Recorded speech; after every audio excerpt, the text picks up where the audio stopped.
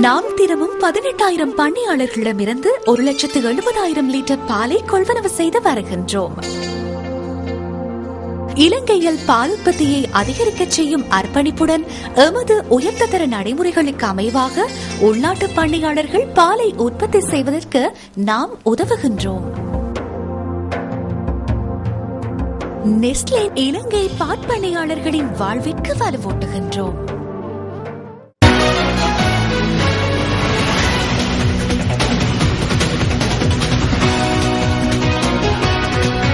வணக்கம். இது news பஸ்டின் weekend பிரதான செய்தி. உங்களோடு இணைந்து கொள்ளும் நான் தாரணி தங்கராஜா. இன்று விரிவான செய்திகளுக்கு செல்லும் முன்னர் முதலில் தலைப்புச் செய்திகள்.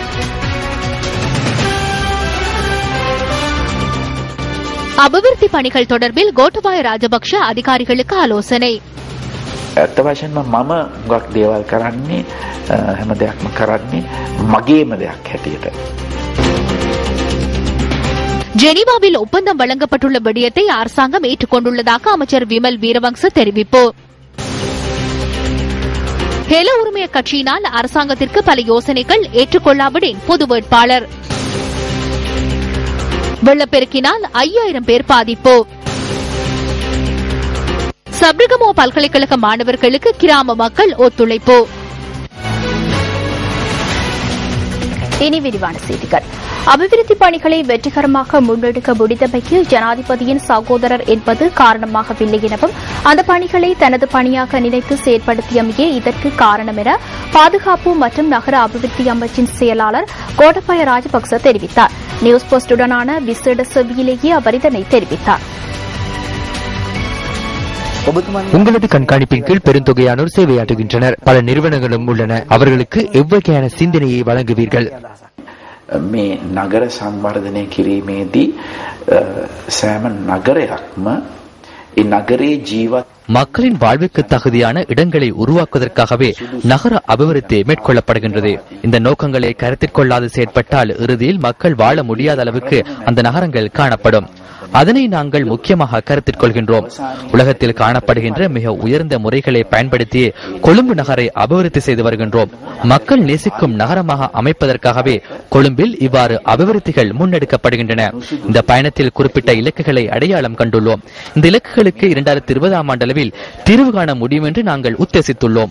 මේ ගමනේදී අපිට ඉලක්ක කරගත්තු යම්කිසි ඉලක්කයන් අපි අතර තිබෙනවා.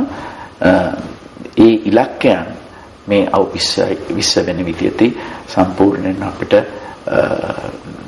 விசந்தா ගන්නට පුළුවන් වෙයි කියලා අපි හිතනවා. மக்களின் நோக்கம் எவ்வாறு அமைய வேண்டும் என்று நீங்கள் கருதுகின்றீர்கள்? විශාල වගකීමක් ජනතාව තුලින් තිබෙනවා. ඒවා ආරක්ෂා කරගන්නට.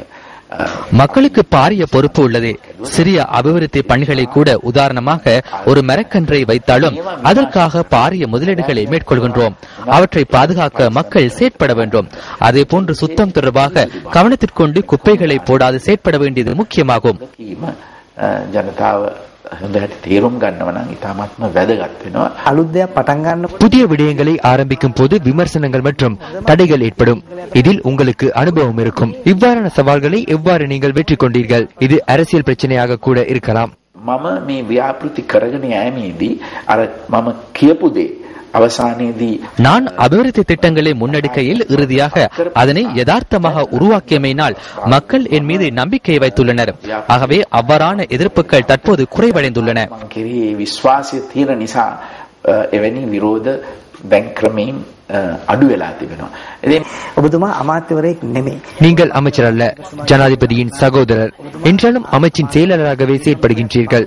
ஆகவே ஏனைய அரசு அதிகாரிகளுக்கு இந்த பணிகள் குறித்து நீங்கள் என்ன கூற விரும்புகின்றீர்கள்? තියෙන පණිවිඩය මොකක්ද මේ වගේ සංවර්ධන වැඩසටහන් ජනතාව වෙනුවෙන් ඉදිරියට ගෙනියනකොට? රජයේ නිලධාරියෙක් වශයෙන් අපි හැම කෙනෙකුටම විශාල වගකීමක් තියෙනවා. සමහරෙක් කියන්න පුළුවන් මම ජනාධිපතිතුමා அரசு அதிகாரி என்ற வகையில் எனக்கு பாரிய பொறுப்பு உள்ளது.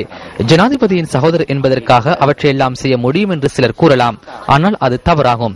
மாறாக விருப்பம் இருந்தால் யாராலும் அவற்றை செய்ய முடியும். நான் அனைத்து விடயங்களையும் எனது விடயமாக கருதியே செய்கின்றேன். ஆகவே அரச உத்தியோகத்தர்கள் பணிகளை தமது விடயமாக கொண்டு செயற்பட்டால் மக்கள் எதிர்பார்க்கும் சேவையை வழங்க முடியும். මේක අපේ දෙයක්, මේක රජයේ දෙයක් කියන හිතුව නැතුව මේක මගේ දෙයක් හැටියට තේරුම් අරගෙන අපි වැඩ කරනවා නම් අර අපි මගේ පුද්ගලික දෙයක අපි වැඩක් කරනකොට ලබන්නට ඕන ප්‍රතිඵලයම අපි පොදු දෙයක් කරනකොටත් අපිට ලබන්නට අපි උත්සාහ දරනවා නම් අපිට පුළුවන් ඒ ජනතාව බලාපොරොත්තු වෙන சேவாව අපි තුලින් இந்த விசேட சேவையை எமது இணையதளமான www.newsfirst.lk என்ற இணையதளத்தில் பார்வையிட முடியும். கடும் மழை காரணமாக 4 மாவட்டங்களில் 5000க்கும் அதிகமானோர் பாதிக்கப்பட்டுள்ளனர். களுத்துறை, காலி, மாத்தறை மற்றும் குருநாகல் ஆகிய மாவட்டங்களில் தொடரும் மழையுடன் கூடிய காலநிலையால் இவர்கள் பாதிக்கப்பட்டுள்ளதாக இடர் முகாமைத்துவ மத்திய நிலையம் தெரிவித்துள்ளது. இதேவேளை கடும் மழை காரணமாக மலை சார்ந்த பிரதேசங்களில் வாழும் மக்கள் மண் சரிவு குறித்து எச்சரிக்கையுடன் இருக்குமாறு தேசிய கட்டட ஆய்வு நிலையம் தெரிவித்துள்ளது. மாத்தறை மாவட்டத்தில் முலடியன, அக்குரச, அத்துரலிய மற்றும் வெளிப்பட்டி ஆகிய பிரதேசங்கள் இன்று வெள்ள நீரில் மூழ்கியிருந்தன. இதனால் 616 குடும்பங்களைச் சேர்ந்த 3067 பேர் பாதிக்கப்பட்டுள்ளனர். 4 வீடுகள் முழு அளவிலும் 18 வீடுகள் சிறிய அளவிலும் சேதம் ஏற்பட்டுள்ளதாக மாத்தறை மாவட்ட இடர் முகாமைத்துவ மத்திய நிலையம் தெரிவித்துள்ளது. இதேவேளை அக்குரச, கம்புருப்பட்டிய, அக்குரச, கத்துவ மற்றும் அக்குரச, கொடப்பட்டி ஆகிய வீதிகள் நீரில் மூழ்கியுள்ளமையினால் போக்குவரத்து ஸ்தம்பிதமடைந்துள்ளது. அக்குரச பிரதேசத்தில் மண்மேடுகள் சரிந்து விழுந்ததில் வீடுகள் சிலவற்றுக்கும் சேதம் ஏற்பட்டுள்ளதாக எமது பிரதேச செய்தியாளர் தெரிவிக்கின்றார். அத்துடன் அக்குரச மாத்திர பிரதான வீதியில் அமலக்கொடு சந்தியில் ஏற்பட்ட மண் சரிவினால் கன்ரக வாகன போக்குவரத்து தற்காலிகமாக இடைநிறுத்தப்பட்டுள்ளது. நெல்வலா கங்கை ஆண்டிய பிரதேசங்களான பானதுகம, போபகொட, அத்துரலிய, கத்துவ மற்றும் ரிடிவல் ஆகிய பிரதேசங்களில் வெள்ள நீர் காணப்படுகிறது. பொல்லத்து மோதிர கங்கை பெருக்கெடுத்தமையினால் கனன்கே பிரதேசத்தில் சில கிராமங்கள் இன்னமும் நீரில் மூழ்கி காணப்படுகின்றன.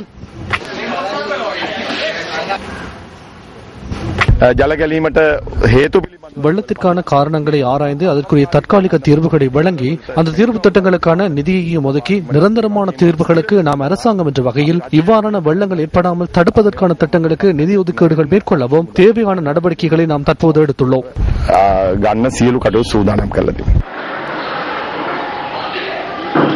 காலிநகரை அண்டிய பிரதேசங்கள் நேற்று நீரில் மூழ்கி காணப்பட்ட போதிலும் இன்று நிலைமை சீராகி வருவதை காணக்கூடியதாக இருந்தது. காலி மாவட்டத்தில் 750 குடும்பங்கள் பாதிக்கப்பட்டுள்ளதாக மாவட்ட செயலாளர் தெரிவித்துள்ளார்.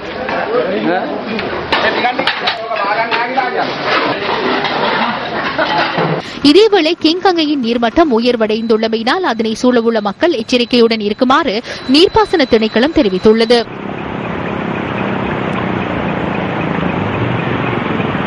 பொல்லத்து மோதிர கங்கை பெருக்கெடுத்தமையினால் நீரில் மூழ்கி யக்கமூலம் மற்றும் இமது ஆகிய பிரதேசங்களில் இன்னமும் நீர்மட்டம் குறைவடையவில்லை. இன்றும் அந்த பிரதேசங்களில் நீர் தேங்கியிருந்ததை காணக்கூடியதாக இருந்தது. யக்கமூல பிரதேசத்தில் 250 குடும்பங்களும், கடவத் சதுர பிரதேசத்தில் 450 குடும்பங்களும் பாதிக்கப்பட்டுள்ளதாக இடர் முகாமைத்துவ மத்திய நிலையம் தெரிவித்துள்ளது. கடுமழை காரணமாக களுத்துறை, வஸ்கடுவ பிரதேசத்தில் புகையிரத பாதைக்கு அருகில் சுமார் 50 வீடுகள் நீரில் மூழ்கியுள்ளன. நேற்று இரவு முதல் பெய்த கடும் மழை காரணமாக குருநாகல், நவதெதுர ஓயா நீர்த்தக்கத்தின் நீர்மட்டம் 70 வீதத்தால் உயர்வடைந்துள்ள நிலையில் 4 வான்கதவுகள் 4 அடி உயரத்திற்கு திறந்துவிடப்பட்டுள்ளது. இதேவேளை கழுகங்கை, கிங்கங்கை மற்றும் நில்வலா கங்கையின் நீர்மட்டம் உயர்வடைந்துள்ளமையினால் தாழ்நில பிரதேசங்களில் வாழும் மக்களை எச்சரிக்கையுடன் இருக்குமாறு நீர்ப்பாசன திணைக்களம் தெரிவித்துள்ளது. மின் உற்பத்தி நிலையங்களை சூழவுள்ள நீர்த்தக்கங்களின் நீர்மட்டம் 61 வீதத்தால் உயர்வடைந்துள்ளதாக இலங்கை மின்சார சபை தெரிவித்துள்ளது. நாட்டின் பல பிரதேசங்களில் நாளையும் இரவு அல்லது மாலை நேரங்களில் 100 மில்லிமீட்டர் மழை வீழ்ச்சி கிடைக்கலாம் என்று வளிமண்டலவியல் திணைக்களம் எதிர்பார்த்துள்ளது. ராகலை கந்தப்புல பகுதியில் உள்ள தமிழ் பாடசாலை ஒன்றில் 2 மாணவர்களுக்கு இடையே ஏற்பட்ட மோதலில் ஒருவர் உயிரிழந்துள்ளார். குறித்த மாணவன் பலத்த காயங்களுடன் கண்டி பொது வைத்தியசாலையில் தீவிர சிகிச்சை பெற்று வந்த நிலையில் நேற்று பிற்பகல் உயிரிழந்துள்ளான். கந்தப்புல பகுதியைச் சேர்ந்த 16 வயது சிறுவன் ஒருவனே உயிரிழந்துள்ளதாக போலீஸ் ஊடக பேச்சாளர் அலுவலகம் தெரிவிக்கிறது.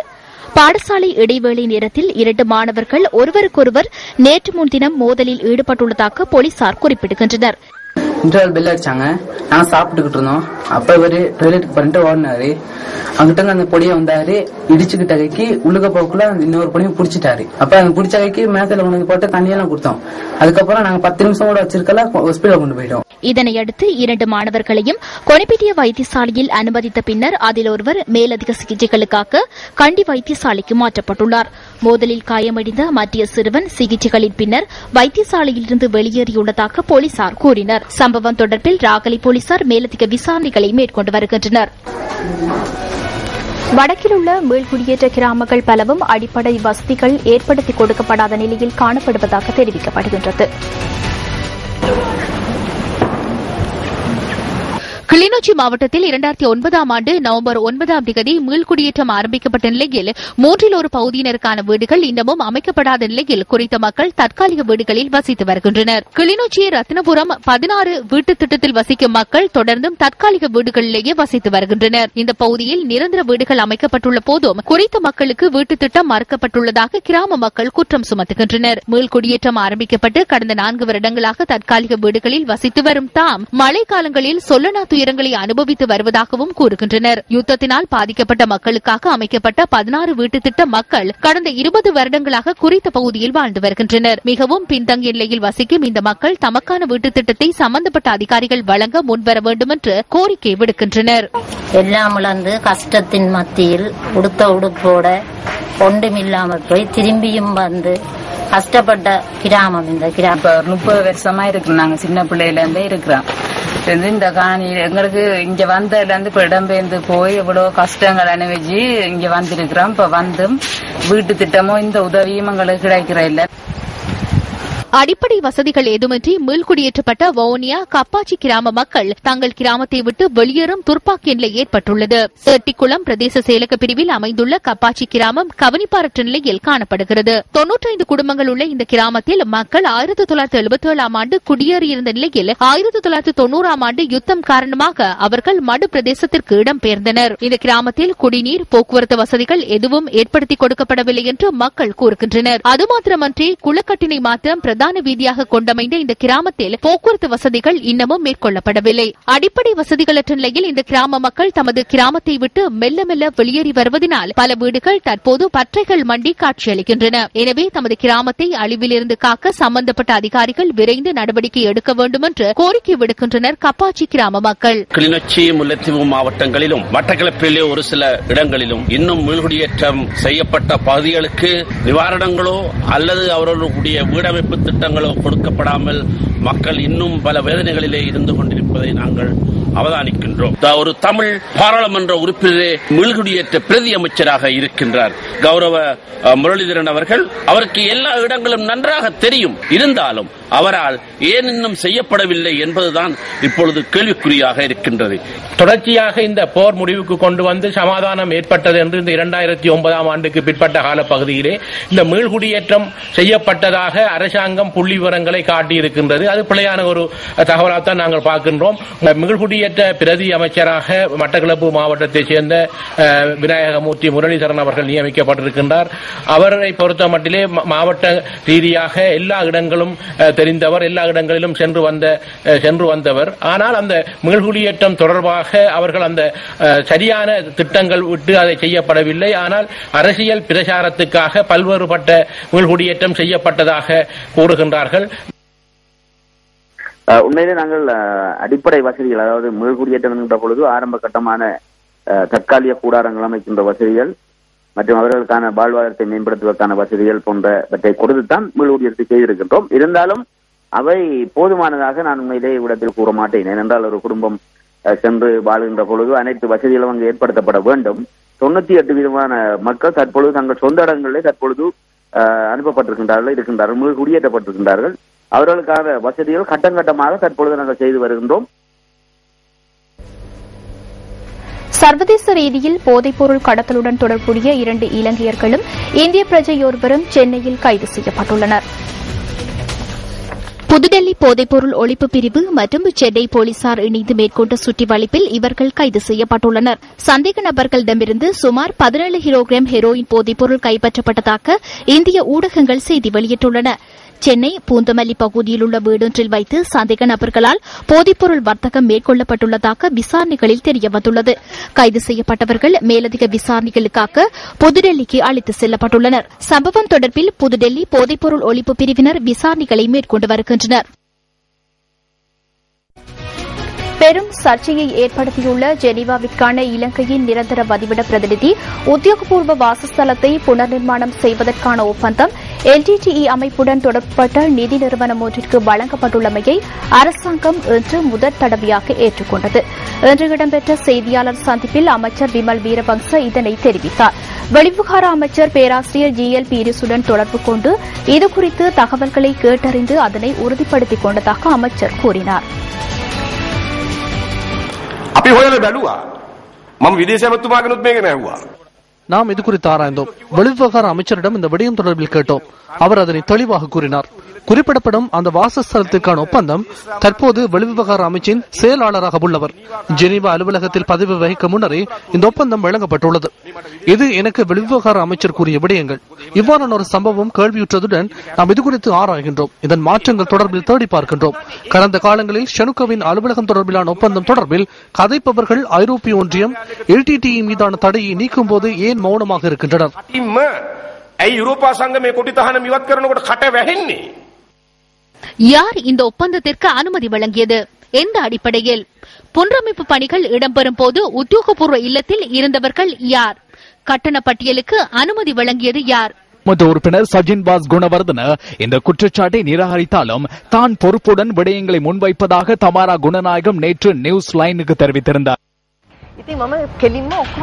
அந்த ஆவணங்களை நான் பார்த்துள்ளேன். அதன் போது எனக்கு விடயங்கள் தெளிவானது. வாசஸ்தலத்தை அமைப்பதற்கான ஒப்பந்தம் நிறுவனம் ஒன்றுக்கு வழங்கப்பட்டிருந்தது. அதேபோன்று அதற்கான மதிப்பீடும் சரியான முறையில் மேற்கொள்ளப்பட்டிருக்கவில்லை. எனக்கு முன்னர் ஷெனுகா செனவிரத்னவே அங்கு உயர்ஸ்தானிகராக இருந்திருந்தார். நான் இது தொடர்பில் வினவிய போது 2 விடயங்கள் வெளியாகின. இந்த ஒப்பந்தம் வழங்கப்பட்டிருந்த நிறுவனம் ஒரு நிதி நிறுவனமாகும். கட்டிட நிர்மாண நிறுவனமாக அது இருக்கவில்லை. அதேபோன்று அது ஒரு ஜெனீவாவின் நிறுவனமும் அல்ல. அந்த நிறுவனத்தின் தலைமை உறுப்பினர்கள் LTTE-யினர் என எனக்கு அறிய கிடைத்தது. எனவே இது தொடர்பில் வினவிய போது எனக்கு 2 பிரச்சனைகள் ஏற்பட்டன. முதலாவது பாதுகாப்பு பிரச்சனையாகும். சில வேளை தகுதியான ராஜதந்திரிகள் நியமிக்கப்படுவதில்லை. அவ்வாறு நியமிக்கப்பட்டால் அவர்களை வெளியேற்றுவதற்கான திட்டங்கள் முன்னெடுக்கப்படுகின்றது. இது குறித்து உங்களது கருத்து? நான் ஆடிட் அந்த மிஷன்ல பிரச்சனைகளை பற்றி நான் கதை காட்டி ஆடிட் ஒன்று காட்டி அப்பாவே என்ன விட்டுருவாங்க. இப்ப நான் சொன்னா நான் ஹாலிடேக்கு போயிருக்கிறேன், நான் எந்த வேலையை பார்த்து கொண்டிருக்கிறேன், காசு பாக்கெட்ல போட்டுக்கொண்டு நான் வேற பிரைவேட் பார்ட்டிகளுக்கு போய் காக்டெயில் பார்ட்டிஸ் போயிருந்தா நடக்காத ஒன்று. ஆனா இது நாங்கள் இந்த கையை போடுறாங்க வெளியில காட்டுறோம் தான் என்ன நடக்குது. உண்மையான சின்ன ஒரு குழு குரூப் ஒன்று இருக்கு. இப்ப இந்த நாட்டை எடுத்துட்டாங்க. நான் இருந்த பிரச்சனை நோலிஸ் மாதிரி தான். சஜின் பாசும் ஷெனுகா செனவிரத்ன தான் எனக்கும் என்னோட பிரச்சனை நடந்தது. அவையில் விட்டாங்க. ஆனா அதுதான் நான் சொன்னேன், இது புதுசு இல்லை. இதேவேளை ஜெனீவாவின் முன்னாள் நிரந்தர வதிவிட பிரதிநிதி கலாநிதி தயான் ஜெயதிலக இன்று நியூஸ் லைன் சபையில் இது குறித்து கருத்து வெளியிட்டார்.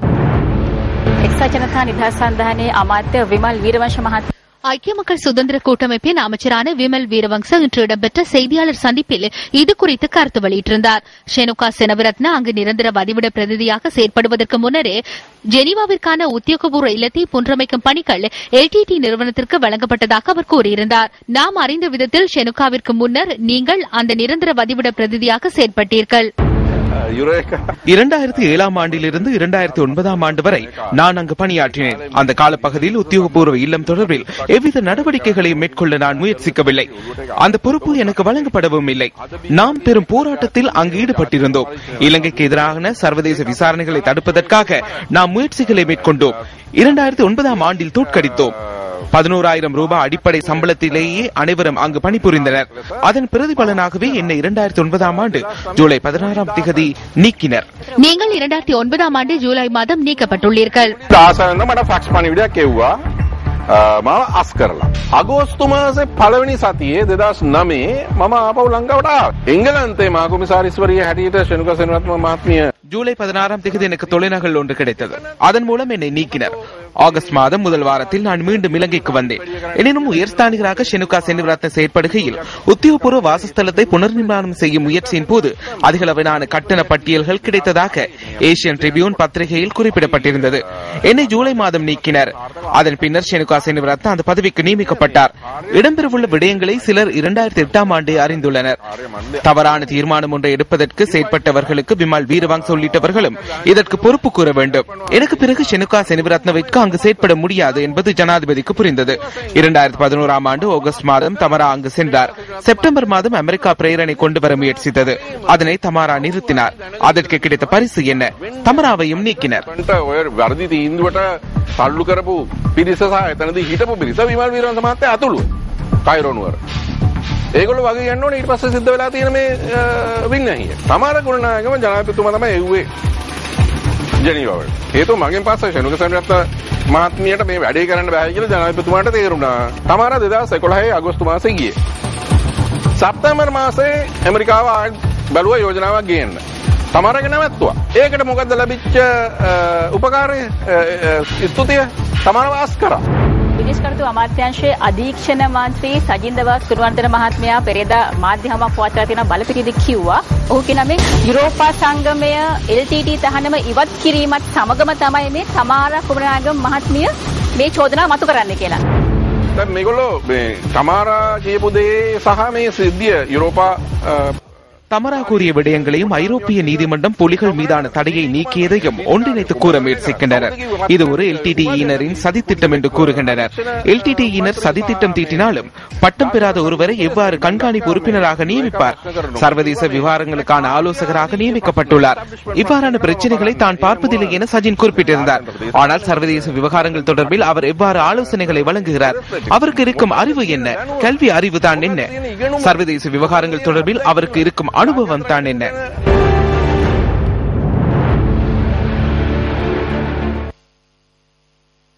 சுவிட்சர்லாந்தின் ஜெனீவாவிற்கான இலங்கையின் நிரந்தர வதிவிட பிரதிநிதியின் உத்தியோகபூர்வ இணையதளத்தில் ஷெனுகா செனவிரத்ன பதவியேற்ற திகதி குறிப்பிடப்பட்டுள்ளது.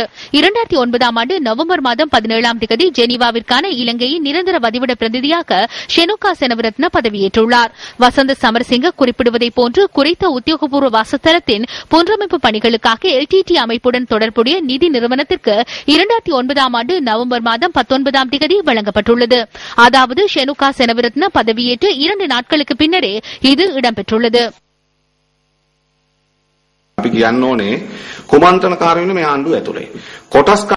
அரசாங்கத்திற்குள் சூழ்ச்சியாளர்கள் உள்ளனர், பங்குதாரர்களும் உள்ளனர்.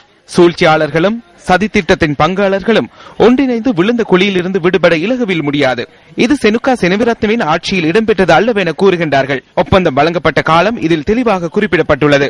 PT தங்கராஜாவிற்கு 2009 11 மாதம் 19 இந்த ஒப்பந்தம் வழங்கப்பட்டுள்ளது. 2001 12 22 முதலாவது கட்டணமும் செலுத்தப்பட்டுள்ளது. இது அவரது ஆட்சி காலமாகும். வேறு காரணங்களை கூற முடியாது.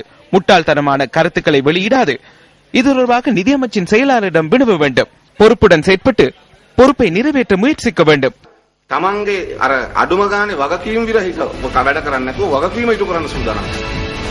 இலங்கை தமிழரசு கட்சியின் மாவட்ட மாநாடு யாழ்ப்பாணத்தில் இன்று முற்பகல் இடம்பெற்றது. அங்கு கருத்து வெளியிட்ட பாராளுமன்ற உறுப்பினர் இ. சரவணபவன், சுவிட்சர்லாந்தில் இலங்கை சாணிகள் ஆலயம் மீளமைக்கப்பட்டுக் கொண்டிருக்கின்றது. அதற்கு தமாரா குருநாயகம் அவர்கள் சொல்லியிருக்கின்றார்கள்.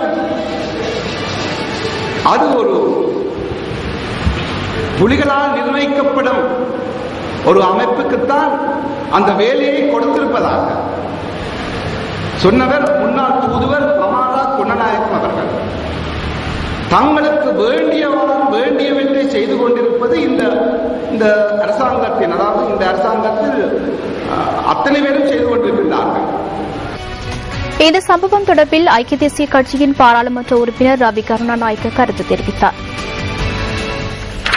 මේ ප්‍රවෘත්තිය ලැබුණ විගසම මම ඔබ සිරසව වහම අමතන්න පටන් ගත්තා. இந்த செய்தியை கேட்டவுடன் எனக்கு அச்சம் ஏற்பட்டது. அதனால் தான் உடனடியாக சிரச ஊடகத்துடன் தொடர்பு கொண்டேன். நாங்கள் அன்று கூறியது இந்த அரசாங்கம் உறுதிப்படுத்தியுள்ளது. புலிகளுடன் அரசாங்கம் நெருங்கிய உறவு வைத்திருந்ததை அமைச்சர் விமல் வீரவன்ச ஏற்றுக்கொண்டுள்ளார். எம்மை புலிகள் என்று பட்டம் சூட்டினர். இன்று அவர்களின் சூழ்ச்சிகள் வெளிப்பட ஆரம்பித்துள்ளன.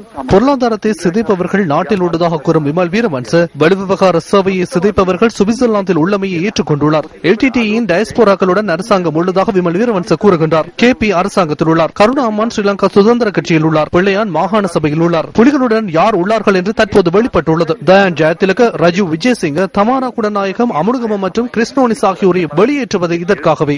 அடிப்படைவாதத்திற்கு எதிராக போராடினால் அரசாங்கத்தில் இருக்க முடியாது. ஏனெனில் அரசாங்கம் அடிப்படைவாதத்திலேயே உள்ளது. தற்போது ஐரோப்பிய ஒன்றியம் புலிகள் மீதான தடையை நீக்கியமை தொடர்பில் எமக்கு கூறுகின்றனர். 4 வருடங்களுக்கு முன்னர் நாங்கள் கூறினோம், உங்களுக்கு நீதிமன்றம் செல்ல முடியாவிட்டால் நாங்கள் செல்கின்றோம் என கேட்டோம். மஹிந்த சமரசிங்க மற்றும் GL பீரிஸ் ஆகியோர் இருந்தார்கள்.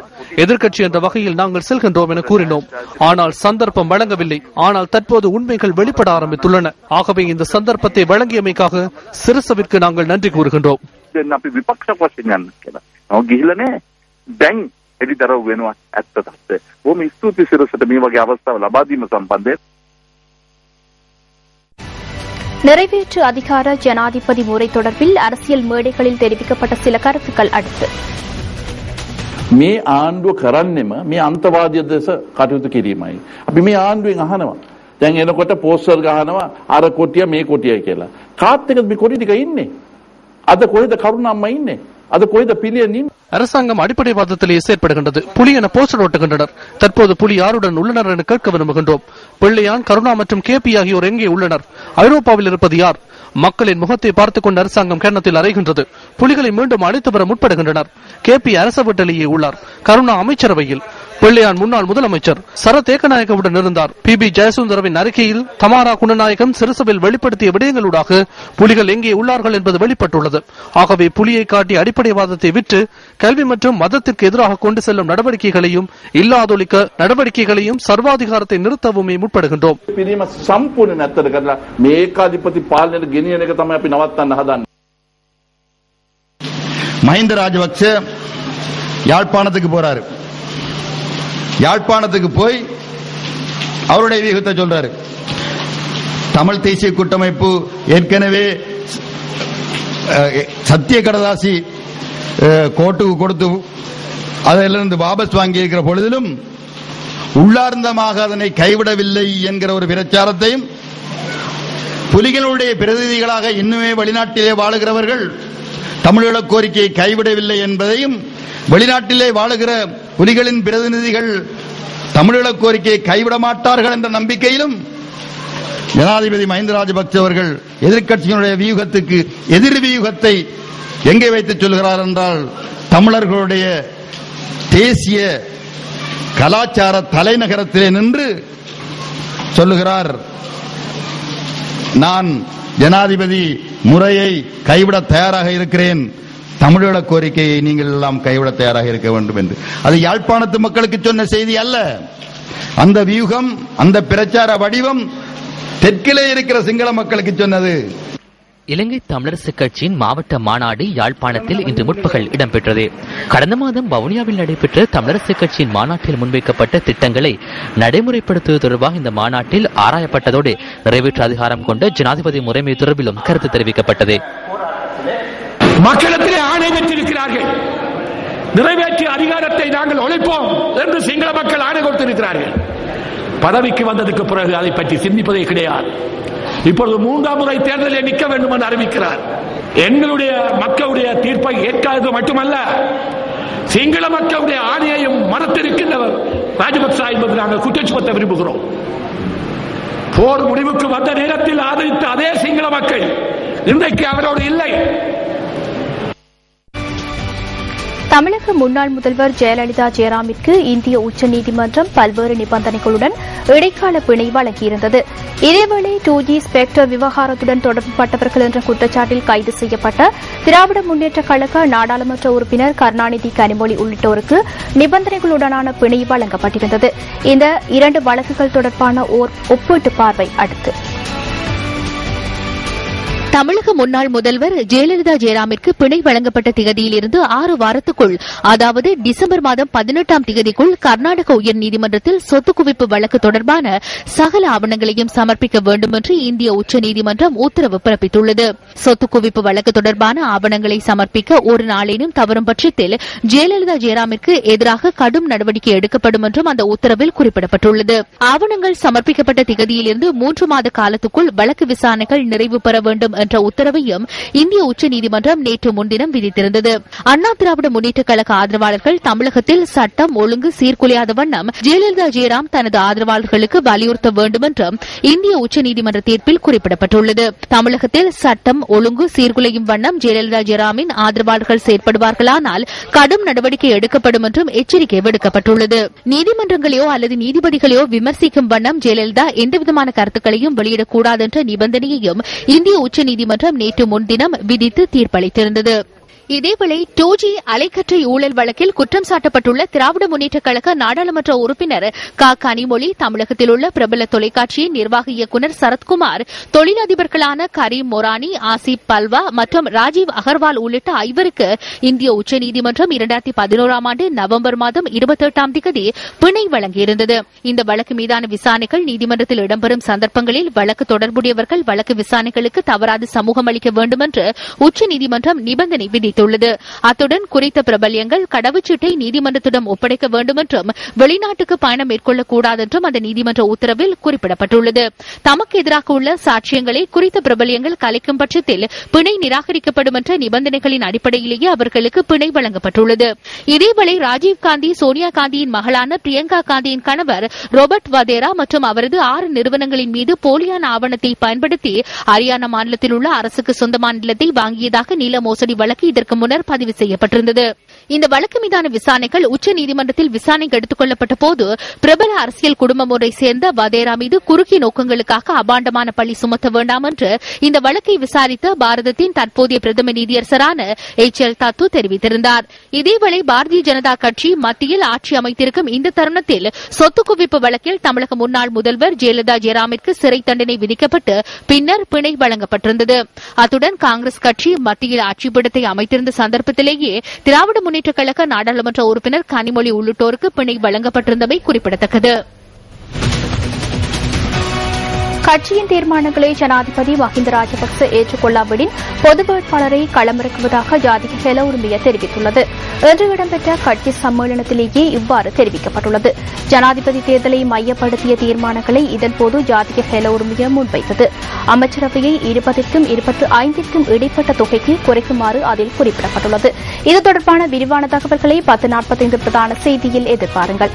இதுடன் நியூஸ் பஸ்டின் 8 மணி பிரதான செய்தி நிறைவு பெறுகின்றது. வணக்கம்.